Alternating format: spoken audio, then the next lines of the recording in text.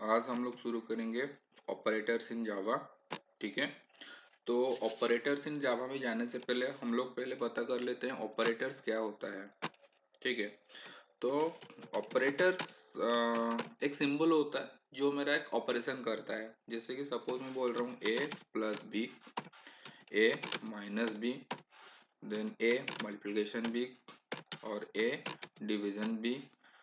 तो यहाँ पे कहाँ पे कौन सा ऑपरेशन हो रहा है? एडिशन ऑपरेशन यहाँ पे हो रहा है। कैसे पता चल रहा है? Because of the plus symbol. यहाँ पे सब्सट्रैक्शन ऑपरेशन हो रहा है। कैसे चल रहा है? Because of the minus symbol. यहाँ पे मल्टीप्लिकेशन ऑपरेशन हो रहा है। कैसे पता चल रहा है? Because of the multiplication symbol. ठीक है, वैसे ही डिवीजन कहाँ पे ऑपरेशन हो रहा है, कैसे पता चल रहा है? Because of the division symbol. तो ये जो सिंबल्स होता है जिससे मुझे पता चल रहा है कि कौन सा ऑपरेशन हो रहा है अभी, उसको हम लोग बोलते हैं ऑपरेटर्स। ठीक है, और जिसके ऊपर ऑपरेशन हो रहा है वो हो जाता है मेरा ऑपरेंड। तो अगर मैं बोल रहा हूँ a प्लस बी, तो यहाँ पे मेरे पास ऑपरेटर क्या है? ये जो प्लस सिंबल होता है ये हो जाएगा मेरा ऑपरेटर। ठीक है, ये होगा मेरा ऑपरेटर, और जिसके ऊपर मेरा ऑपरेशन होगा वो होगा मेरा ऑपरेंड। तो यहाँ पे ये जो प्लस सिंबल है वो होगा मेरा ऑपरेटर, एंड जिसके ऊपर मैं ऑपरेशन कर रहा हूँ जैसे कि ए एंड बी, तो वो होगा मेरा ऑपरेंड। ठीक है, तो वैसे ही नंबर ऑफ ऑपरेंड को लेके कहाँ पे मेरा उसको यूनरी ऑपरेटर बोल सकते हैं, कहाँ पे मेरा उसको बाइनरी ऑपरेटर बोल सकते हैं। ठीक है, यहाँ पे ए और बी ऑपरेंड होता है। तो depending upon the number of operands, कितना नंबर का ऑपरेंड हम लोग यूज कर रहे हैं, उसको लेकर हम लोग तीन कैटेगरी में डिवाइड कर सकते हैं ऑपरेटर्स को। किसके ऊपर डिपेंड करके? Depending upon the number of operands. ठीक है, और क्या क्या है वो मेरा? एक हो जाएगा यूनरी ऑपरेटर, दूसरा होगा बाइनरी ऑपरेटर, और देन टर्नरी ऑपरेटर। ठीक है, यूनरी ऑपरेटर क्या होता है? जहां पे मेरा एक ही ऑपरेंड होता है, one operand is there, and binary में two operands are there, and ternary में थ्री ऑपरेंड्स आर देयर। ठीक है, टर्नरी में three operands are there. Example कैसे हम लोग ले सकते हैं? जैसे कि एक एग्जांपल बोल रहा हूँ, यूनरी ऑपरेटर में क्या हो सकता है? वहां पे एक ही ऑपरेंड रहेगा। जैसे कि एक एग्जांपल है प्लस प्लस है, या फिर ए प्लस प्लस, या फिर माइनस माइनस है, या फिर ए माइनस माइनस। तो ये हो गया तुम्हारा यूनरी ऑपरेटर का एग्जांपल। बाइनरी ऑपरेटर का एग्जांपल क्या रहेगा? जहाँ पे मेरा दो ऑपरेंड रहता है, जो बेसिक अरिथमेटिक में ऑपरेशन हम लोग कर रहे हैं, जैसे ए प्लस बी, या फिर ए माइनस बी, या फिर ए मल्टीप्लिकेशन बी, और ये सब रहेगा तुम्हारा बाइनरी ऑपरेटर में। टर्नरी ऑपरेटर में क्या होता है? जहाँ पे मेरा तीन ऑपरेंड होता है। जैसे कि हम लोग एक यूज करते हैं एक्सप्रेशन वन, तो suppose greater than symbol expression two, और यहाँ पे आएगा तुम्हारा कंडीशनल ऑपरेटर का जो एग्जांपल होता है, ये सपोज क्वेश्चन मार्क, देन कुछ भी, सपोज मैं लिख रहा हूँ एक्सप्रेशन वन, या फिर answer one colon expression two, ऐसे कुछ भी कर सकते हैं। सपोज ये रहेगा मेरा, एक एग्जांपल लिख रहा हूँ जैसे कि A is greater than B question mark. ठीक है, अगर ये आएगा तो ए, अदरवाइज बी। तो यहाँ पे क्या रहता है तुम्हारा एक्सप्रेशन वन टू थ्री, तीन टाइप का रहता है करके हम लोग यहाँ पे, मतलब ये तो रहेगा तुम्हारा कंडीशन, ये रहेगा तुम्हारा अगर ट्रू स्टेटमेंट, ये रहेगा तुम्हारा फॉल्स स्टेटमेंट। क्योंकि तीन ऑपरेंड यहाँ पे आता है तो इसलिए हम लोग इसको टर्नरी ऑपरेटर बोलते हैं। क्लियर? तो ये रहा तुम्हारा नंबर ऑफ ऑपरेंड्स को लेकर हम लोग ऑपरेटर को कितना टाइप में डिवाइड कर सकते हैं। लेकिन अगर हम लोग उसका फंक्शन देखते हैं कि क्या क्या ऑपरेशन होता है, उसको लेके हम लोग उसको कैसे डिवाइड कर सकते हैं। जैसे हम लोग के पास होता है arithmetic operator, unary operator, ternary operator, assignment operator, relational operator, logical operator, bitwise operator, typecast operator, और अभी भी जो जावा में न्यू ऑपरेटर एडेड हुआ है वो हो गया तुम्हारा आपका लैम्बडा ऑपरेटर, और मेथड ऑफ रेफरेंस ऑपरेटर, वो सब हुआ है। ठीक है, तो ये जो फंक्शंस में लेके हम लोग उसको डिवाइड किए अरिथमेटिक ऑपरेटर या फिर यूनरी ऑपरेटर, तो उसमें अगर हम लोग का ऑपरेंड नंबर ऑफ ऑपरेंड्स कितना अटैच होता है ऑपरेटर के साथ, उसको लेके हम लोग उसको अगेन डिवाइड करते हैं यूनरी ऑपरेटर या बाइनरी ऑपरेटर या टर्नरी ऑपरेटर। तो आज हम डिस्कशन करेंगे about the arithmetic operator. Clear? तो बहुत जगह में हम लोग क्या कर रहे हैं, यूनरी ऑपरेटर और बाइनरी ऑपरेटर हम लोग अलग अलग करके देखते हैं, लेकिन यहाँ पे हम लोग क्या करेंगे, अरिथमेटिक ऑपरेटर को ही दो पार्ट में डिवाइड कर लेंगे। ठीक है, तो अरिथमेटिक में हम लोग का क्या क्या जाएगा, हम लोग का यूनरी जाता है, बाइनरी जाता है, लेकिन हम लोग पहले डिस्कशन करेंगे about the binary arithmetic operator, उसके बाद हम लोग जाएंगे यूनरी उसके बाद हम लोग जाएंगे यूनरी अरिथमेटिक ऑपरेटर में। ठीक है, तो पहले बाइनरी अरिथमेटिक ऑपरेटर में क्या क्या होता है, उसके बाद यूनरी अरिथमेटिक ऑपरेटर में क्या क्या होता है वो हम लोग डिस्कशन करेंगे। ठीक है, तो बाइनरी अरिथमेटिक ऑपरेटर में क्या क्या जाता है, हम लोग का नॉर्मल जो जाता है a प्लस बी या फिर a माइनस बी। ठीक है, तो ये सब, तो इसमें हम लोग बोल सकते क्या क्या सिंबल्स हम लोग यहाँ पे यूज करते हैं, symbols use plus minus multiplication division modulus division and carrot symbol exponentiation term जिसको हम लोग बोलते हैं। तो सपोज एक एग्जांपल इंट में ले जा रहा हूँ, सपोज मैं ले रहा हूँ a equals to 2 and b equals to 4। ठीक है, तो इक्वल्स टू 2, अच्छा b को हम लोग क्या करते हैं ना, a को ले लेते हैं 10, b को ले लेते हैं 3, बेटर पता चलेगा ये एग्जांपल से। ठीक है, तो अभी जब हम लोग के पास a एंड b है तो यहाँ पे जो a एंड b हम लोग ले लिए हैं, सपोज मैं यहाँ पे कर रहा हूँ a प्लस बी, तो a प्लस बी का आंसर मुझे क्या मिलेगा, 10 प्लस 3 हो जाएगा 13। a minus B, a minus B का आंसर मुझे यहाँ पे क्या मिलेगा, a माइनस बी में मुझे 7 मिल जाएगा। ठीक है, अगर a मल्टीप्लिकेशन बी में हम लोग चलते हैं तो उस हिसाब से 30 मिल रहा है। हाँ, यहाँ पे देखना होता है कि a divide by B, a division B में मुझे क्या मिलेगा, और a मॉड्यूलस डिवीजन हम लोग जब करते हैं उसमें क्या मिलेगा। ठीक है, हमेशा याद रखना डिवीजन में मुझे क्वेश्चन मिलता है यहाँ पे मुझे क्या मिलेगा, क्वेश्चन मिलेगा, लेकिन मॉड्यूलस डिवीजन में मुझे हमेशा रिमाइंडर मिलता है। ठीक है, तो यहाँ पे अगर हम लोग चेक करते हैं a डिवाइड बाई बी में मुझे तो फिर क्या मिलेगा, अगर हम लोग बेसिकली देखें तो नंबर यहाँ पे मुझे 3 पॉइंट, हाँ डिवीजन में मुझे क्या आना चाहिए, तो 3 आ जाएगा, सिंपल सी बात है, 3 3 जा 9, तो वो 9 आ जाएगा। रिमाइंडर में क्या रहेगा, जो बच गया मेरा रिमाइंडर पार्ट में 1 आ जाएगा। ठीक है, एक चीज याद रखना, जो हम लोग मॉड्यूलस डिवीजन करते हैं वो हमेशा इंटीजर पे ही काम में आएगा।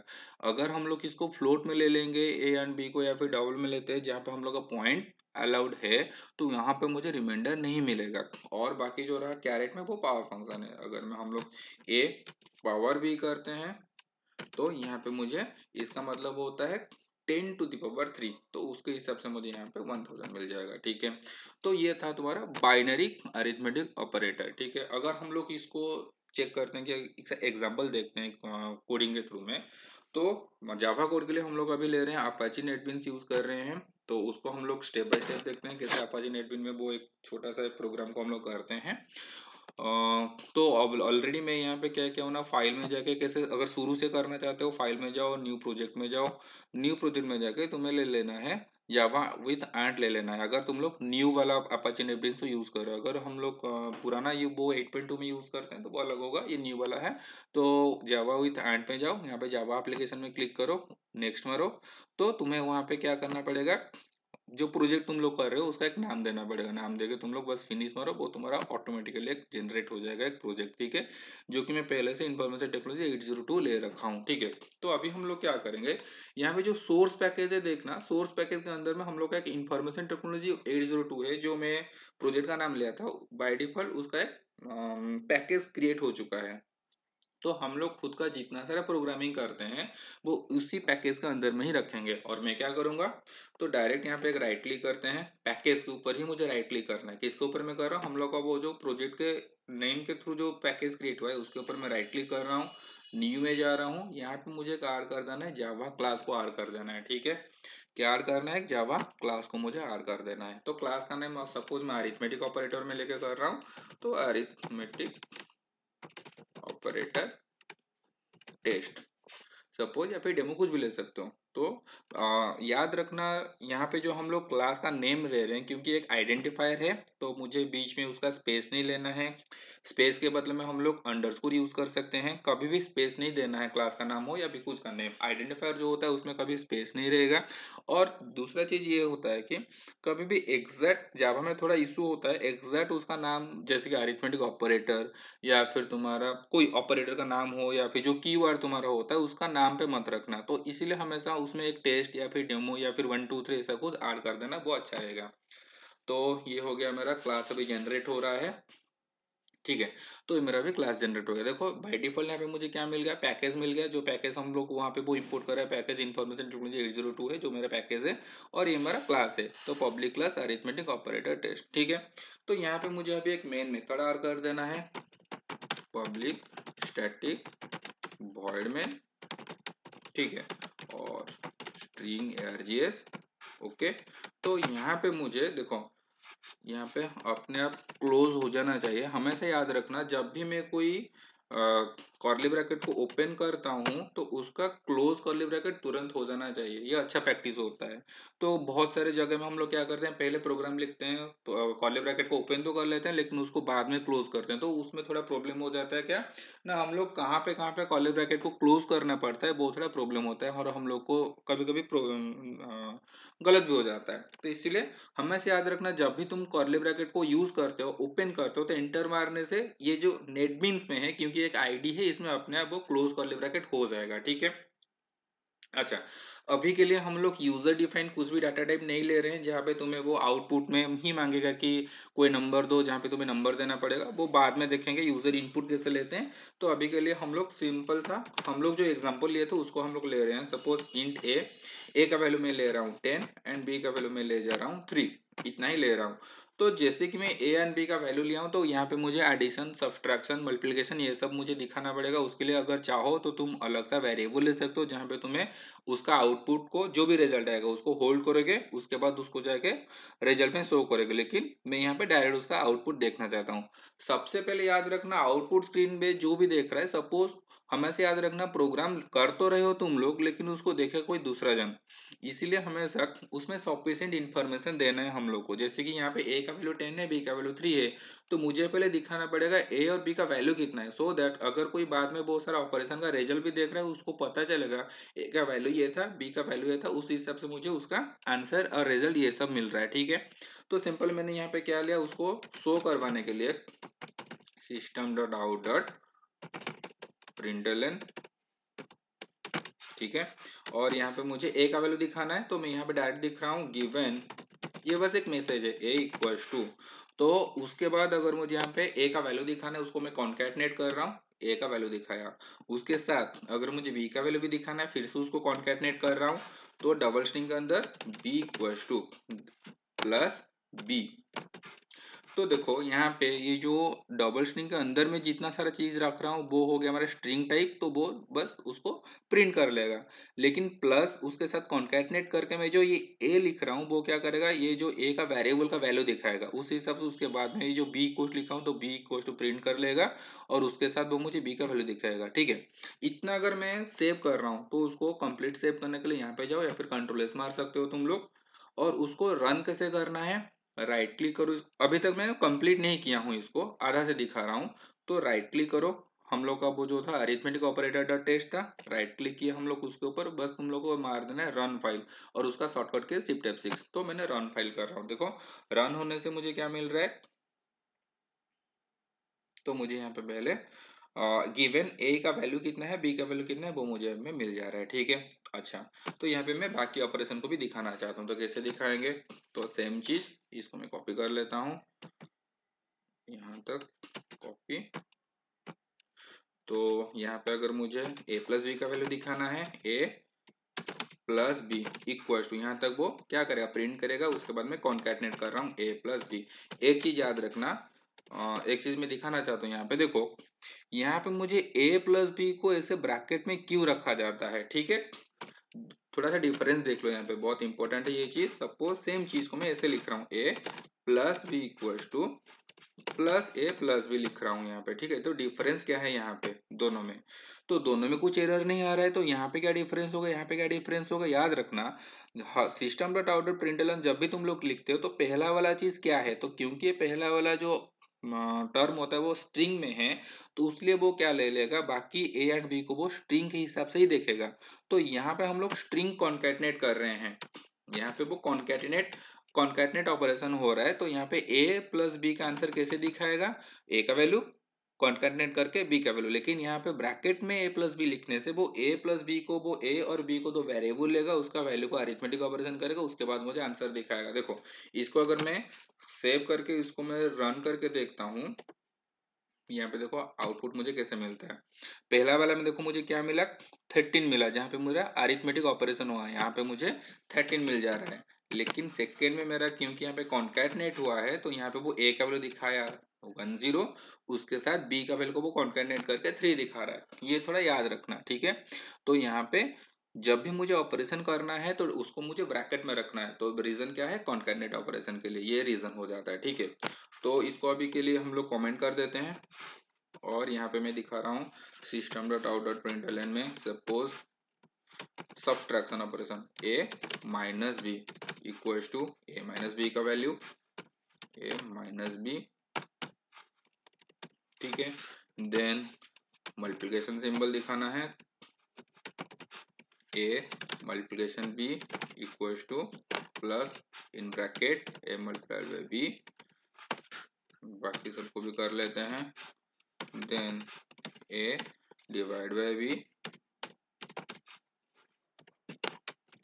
Plus A divide by B.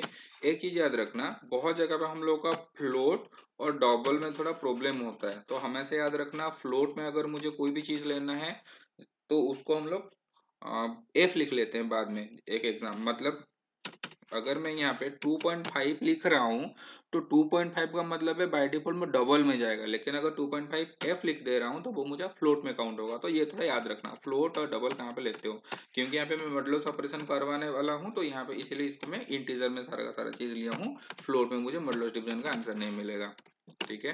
Plus यहाँ पे मैं ए मॉडुलस बी और कैरेट एक्सपोनेंशिएशन टर्म जिसको हम लोग बोलते हैं, यहाँ पे मुझे पावर फंक्शन का आंसर मिलता है वो A caret B equals to plus A caret B, ठीक है। तो कोई कोई जगह पे ए कैरेट बी काम नहीं करता, उसके लिए मुझे मैथ का फंक्शन लेना पड़ेगा। तो देख लेते हैं यहाँ पे हम लोग का काम कर रहा है कि नहीं कर रहा है, ये वाला सिंबल में इसमें थोड़ा डाउट है।